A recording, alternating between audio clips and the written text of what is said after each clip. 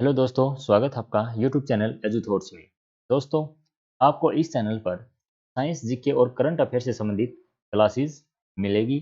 तो किसी भी गवर्नमेंट एग्जाम के लिए, चाहे वो सेंट्रल गवर्नमेंट एग्जाम है या फिर स्टेट गवर्नमेंट एग्जाम है, या उसके लिए जो भी आप में से मेहनत कर रहा है, उन सभी के लिए ये चैनल मददगार साबित होगा।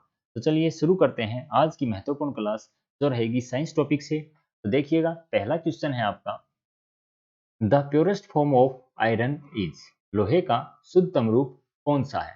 तो देखिएगा, यहाँ पर ऑप्शन दिए गए हैं। इसमें से जो पहला ऑप्शन है रोट आयरन यानी कि पिटवा लोहा, वो क्या रहता है, लोहे का शुद्धतम रूप होता है, जिसमें कार्बन की जो मात्रा होती है वो 0.25% के आसपास होती है। तो यहाँ पर जो आपका राइट आंसर रहेगा वो पिटवा लोहा या रोट आयरन। चलिए नेक्स्ट क्वेश्चन है, हाइड्रोजन बम किस सिद्धांत पर कार्य करता है। तो hydrogen bomb is based on the विस प्रिंसिपल। तो यहाँ पर आपका जो करेक्ट आंसर रहेगा, देखिएगा ऑप्शन ए में है, इसमें nuclear fission, nuclear fusion, natural radio activity and artificial radio activity. तो यहाँ पर जो हाइड्रोजन बम का कार्य करने का जो सिद्धांत है वो न्यूक्लियर फ्यूजन है, यानी कि नाभिकीय संलयन है।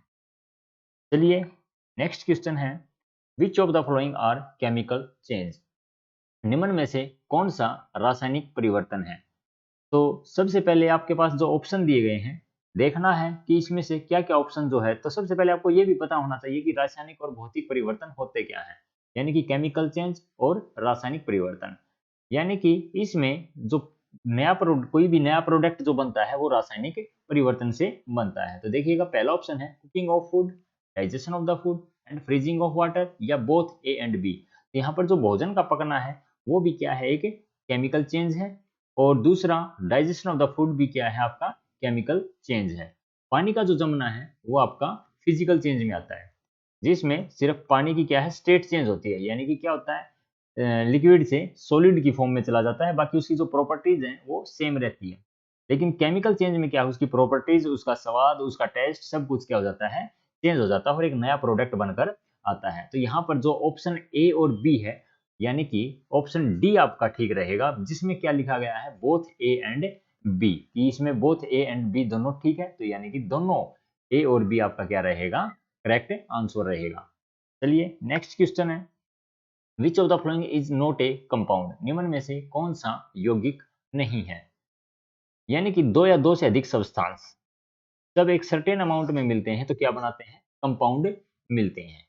ठीक है, तो यहाँ पर ये पूछा गया है कि इसमें से कौन सा कंपाउंड नहीं है। तो अमोनिया भी एक कंपाउंड है, सोडियम क्लोराइड भी कंपाउंड है, साग भी कंपाउंड है। तो जो दूध है वो क्या है, आपका एक मिक्सर है। तो यहाँ पर आपका जो सही आंसर रहेगा वो क्या रहेगा, दूध, क्योंकि इसमें क्वेश्चन क्या पूछा गया है कि कंपाउंड नहीं है, तो दूध क्या है, एक मिक्सर है, इसलिए ये क्या हो जाएगा, कंपाउंड नहीं है। तो आपका करेक्ट आंसर ऑप्शन बी रहेगा। चलिए next question, which of the following is not a mixer, निम्न में से कौन सा मिश्रण नहीं है। अब की बार मिश्रण के बारे में पूछा गया है कि इनमें से कौन सा मिश्रण, बाकी तीन क्या है इसमें, मिश्रण है, और एक ऐसा है जो मिश्रण नहीं है, यानी कि मिक्सर नहीं है। तो एयर एक मिश्रण है, मिल्क भी एक मिश्रण है, और सीमेंट भी। तो यानी कि पारा क्या है, एक सिंगल एलिमेंट है, और ये स्वतंत्र मात्रा में मिलता है, यानी कि मर्क्यूरी पारा। तो यहाँ पर पारा क्या नहीं है, मिश्रण नहीं है। तो ऑप्शन बी जो है इसका करेक्ट आंसर रहेगा। चलिए नेक्स्ट क्वेश्चन, निम्न में से कौन सा धातु नहीं है। अब की बार ये पूछा गया है कि यहाँ पर चार ऑप्शन है, और उनमें से ऐसी कौन सा ऑप्शन है जो धातु नहीं है, बाकी सारी क्या होंगी, धातु होंगी। तो सल्फर ये भी एक धातु नहीं है, चीनी ये भी धातु नहीं है, नाइट्रोजन ये भी कोई मेटल नहीं है। इसलिए जो आपका सही आंसर होगा वो क्या हो जाएगा, डी, कि ये सभी क्या है, धातुएं नहीं है, या कोई भी इनमें से मेटल नहीं है। चलिए नेक्स्ट क्वेश्चन है, pH value of the acidic solution is, अम्लीय घोल का पीएच मान कितना होता है। तो पीएच स्केल पर क्या होता है, 1 से लेकर 7 तक की वैल्यू होती है। जो 7 से कम होते हैं वो सभी क्या होते हैं, एसिड होते हैं। 7 से जो ज्यादा हैं वो क्या हो जाएंगे, बेस हो जाएंगे, यानी कि क्षार हो जाएंगे। और यहाँ पर 7 से कम वाले से भी क्या हो जाएंगे, अम्ल हो जाएंगे। और जो बीच में रहते हैं, जो इक्वल टू 7 रहते हैं, वो सभी क्या होते हैं, न्यूट्रल, यानी कि सामान्य रहता है। ठीक है, जैसे वाटर का अगर पानी का अगर पीएच वैल्यू की बात की जाए तो कितनी होती है, 7 होती है। तो यहाँ पर क्या पूछा गया है कि pH value of the acidic solution, जो अम्लीय सॉल्यूशन है उसका पीएच मान कितना होता है। क्या वो इक्वल टू 7 होता है, क्या वो लेस देन 7 होता है, क्या वो ग्रेटर देन 7 होता है? तो हम इसमें सही आंसर जो लगाएंगे वो क्या लगाएंगे, लेस देन 7। जिसका पीएच वैल्यू लेस देन 7 है वो क्या हो जाएगा, एसिड हो जाएगा। और जो ग्रेटर देन 7 है वो क्या हो जाएगा आपका, यहाँ पर आपका अगर आंसर पूछा जाए ग्रेटर देन 7 तो क्या हो जाता है, बेस हो जाता है। ग्रेटर देन 7 में बेस, और इक्वल टू 7 में न्यूट्रल। ठीक है, इसमें क्या हो जाता है, न्यूट्रल हो जाता है। ओके, नेक्स्ट क्वेश्चन है, लाल लिटमस पेपर नीला हो जाता है वह विलेन होगा। Red litmus paper is changed into blue in solution at. यानी कि वो कौन सा सॉल्यूशन होगा जिसमें लाल लिटमस पेपर को नीला बना दिया जाता है? तो वो जो होता है बेस। बेस जो होगा वो आपको, यानी कि कई बार क्या है, पीएच वैल्यू को जानने के लिए कि वो क्षार है या एसिड है तो लिटमस पेपर का यूज किया जाता है। अगर वो लाल से नीला हो जाए तो समझ लेना जिस भी प्रोडक्ट या जिस भी आप सब्सटेंस को चेक कर रहे हो तो उसका जो नेचर है वो कैसा होगा, क्षारीय होगा, यानी कि बेसिक होगा। और अगर वो नीले से लाल हो जाए तो फिर वो क्या रहता है, अम्ल होता है। तो यहाँ पर आपका जो सही आंसर रहेगा वो आपका रहेगा बेस। नेक्स्ट क्वेश्चन है, which of the flowing metal is not attacked by the environment. निम्न में से कौन सी धातु वायुमंडल के प्रभाव में नहीं आती? तो यहाँ पर कुछ मेटल दी हुई है जो क्या है, वायु यानी कि एटमॉस्फेयर में रहकर या जंग लगता है। रस्टिंग ऑफ आयरन जैसे अगर होता है, लोहे को जंग लगता है। इसमें ऐसी कौन सी धातु है जो अगर हम उसको स्वतंत्र अवस्था में छोड़ दें तो वो उस पर जंग नहीं लगेगा? तो देखिएगा, ऑप्शन ए में गोल्ड है, बी में कॉपर है, सी में सिल्वर है और डी में आयरन है। तो यहाँ पर जो गोल्ड है यानी कि ऑप्शन ए जो है वो आपका करेक्ट आंसर होगा, क्योंकि जो सोना है वो क्या है, इन्वायरमेंट में अटैक्ट जल्दी से नहीं होती, क्योंकि कॉपर पे कॉपर सल्फेट ग्रीन कलर का एक जंग लगता है, चांदी भी काली हो जाती है और लोहे पर तो जंग लगता ही है। इसलिए सोना क्या रहेगा, आपका करेक्ट आंसर रहेगा। एयर इज ए, वायु एक है। तो वायु क्या है, एक कंपाउंड है, एक मिश्रण है, एक तत्व है, एक विलयन है। तो यहाँ पर देखिएगा आपका आंसर एयर इज ए, तो एयर क्या है, एक मिक्सर है। एयर इज ए मिक्सर, तो हवा एक मिश्रण आपका सही आंसर रहेगा। उसके बाद, how many element in periodic table, आवर्त सारणी में कुल कितने तत्व हैं?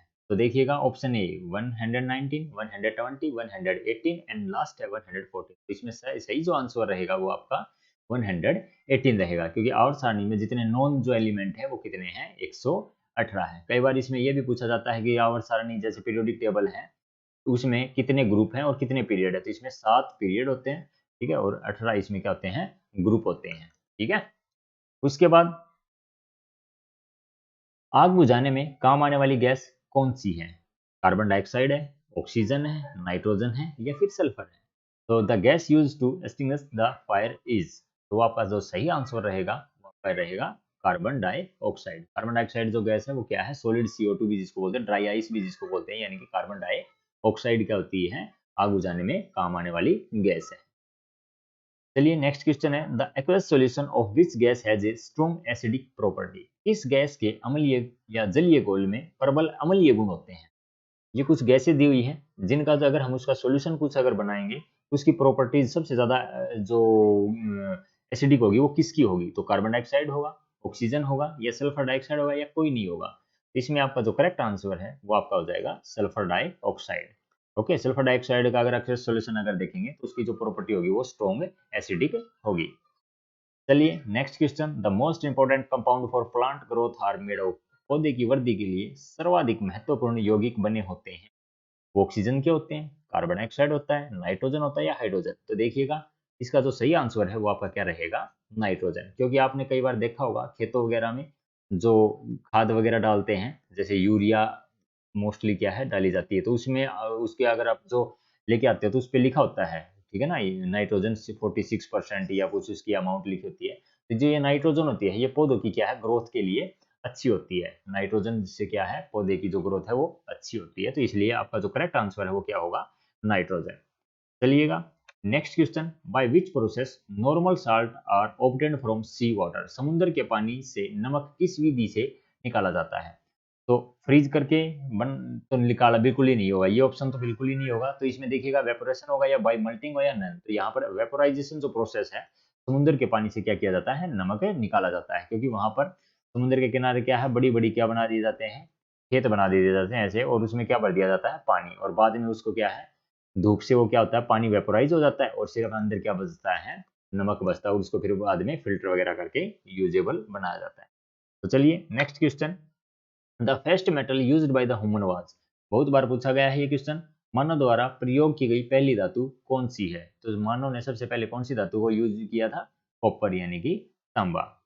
चलिए next question, the most malleable metal is, निम्न में से सबसे अधिक तन्य धातु कौन सी है? तन्य का मतलब है कि जिसको खींचा जा सकता है, पीटा जा सकता है, ठीक है, या और जिससे तार बनाई जा सकती है। तो यहाँ पर मोस्ट मेलेबल अगर मेटल की बात की जाए तो ऑप्शन ए में है आयरन, बी में गोल्ड, सी में कॉपर और डी में सिल्वर। तो यहाँ पर जो आपका करेक्ट आंसर रहेगा वो क्या रहेगा? गोल्ड रहेगा, क्योंकि 1 ग्राम अगर गोल्ड से अगर बात की जाए तो 2 किलोमीटर के आसपास क्या बनाई जा सकती है? वायर बनाई जा सकती है। तो इसलिए क्या है, बहुत ज्यादा तन्य है, यह मेलेबल है। चलिए नेक्स्ट क्वेश्चन, कच्चे फलों को पकाने के लिए कौन सी गैस प्रयोग की जाती है? The gas use to cook green fruit is, जैसे केला है, आम है, पपीता है, तो कई बार ये क्या होता है, सीजन से पहले ही आपकी मार्केट में आ जाते हैं, तो इनको क्या है, कृत्रिम तरीके से पकाया जाता है। तो वो कौन सी गैस है जो इनको पकाने में मदद करती है? तो हाइड्रोजन, ऑक्सीजन, नाइट्रोजन या एथिलीन। तो जो गैस कच्चे फलों को पकाने के लिए यूज की जाती है वो क्या रहेगी? एथिलीन रहेगी। कई बार इसमें एथिलीन की जगह क्या देते हैं, कार्बाइड पाउडर भी होता है वो, ठीक है ना। कार्बाइड पाउडर को जब रिएक्ट होती है नमी के साथ तो कौन सी गैस निकलती है? एथिलीन। तो कार्बाइड पाउडर भी इसके साथ, अगर कच्चे फलों को पकाने के लिए कौन सा पाउडर यूज किया जाता है तो वो क्या हो जाएगा? कार्बाइड पाउडर, ठीक है ना। और अगर गैस की बात की जाए तो वो क्या रहेगा? Ethylene gas. चलिए next question, the pH of the human blood is approx, मानव रक्त का पीएच तापमान कितना होता है? पीएच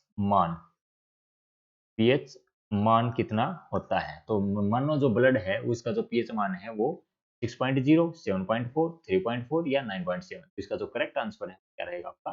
7.4। और चलिए आज का नेक्स्ट और लास्ट क्वेश्चन है, how many isotopes of hydrogen are, hydrogen के कितने समस्थानिक होते हैं? 1, 2, 3 या फिर 4। तो हाइड्रोजन जो होता है उसके लिए अगर हम समस्थानिक की बात करें, आइसोटोप्स की बात करें, तो टोटल कितने होते हैं? 3 होते हैं। और इसका जो सही आंसर रहेगा वो ऑप्शन सी रहेगा। तो ये आपके आज 20 क्वेश्चन और आपके जो साइंस के मोस्ट इंपोर्टेंट क्वेश्चन थे। तो इसी प्रकार नेक्स्ट डे फिर 20 क्वेश्चनों के साथ आप लोगों की तैयारी को और ज़्यादा मजबूत बनाएंगे। तो तब तक के लिए जय हिंद, जय भारत।